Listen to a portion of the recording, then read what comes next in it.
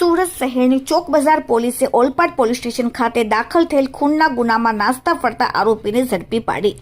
ચોક બજાર police inspector NG Chaudhary સાહેબના surveillance સ્ટાફના પોલીસ સબ ઇન્સ્પેક્ટર આઈ મકરાણી સાહેબ તેમજ સર્વેલન્સ સ્ટાફના માણસોને ગંભીર ગુનામાં નાસ્તા ફરતા આરોપીઓને શોધી કાઢવા માટે સૂચના અને માર્ગદર્શન આપેલ, જેથી સર્વેલન્સ સ્ટાફના માણસો પોલીસ વિસ્તારમાં ગંભીર ગુનામાં નાસ્તા ફરતા આરોપીઓને શોધી કાઢવા માટે પેટ્રોલિંગમાં હતા. તે દરમિયાન ઓહેકો નિલેશભાઈ માયાભાઈને ખાનગી બાતમી મળેલ કે તારીખ 22/7/2025ના રોજ વહેલી સવારના સુમારે સોસક ગામના સીમમાં સોસક ગામથી ઓરમા ગામ તરફ જતા રોડ ઉપર આશાપુરી માતાના મંદિર તરફ જતા 3 રસ્તા પર સંતોષ રામા કોકડે નામના ઈસમનું ખૂન થયેલ હતું. જે ગુનામાં સંડોવાયેલ આરોપી નામ સુનિલ ઉર્ફે ગાવટી દિલીપભાઈ પાટીલ નાનો વેડ રોડ વાડીનાથ ચોક પાસે ઉભેલ છે.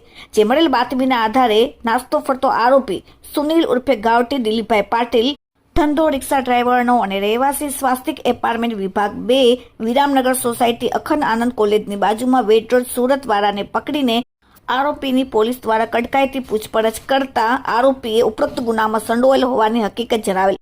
આમ ચોક બજાર પોલીસે આરોપીને પકડીને કાયદેસરની કાર્યવાહી કરેલ છે. એટલું જ નહીં, પણ આરોપીનો ચોક બજાર પોલીસ સ્ટેશનમાં 4 ગુનાહિત ઇતિહાસ પર ધરાવે છે. Bureau report, daily India TV, Surat.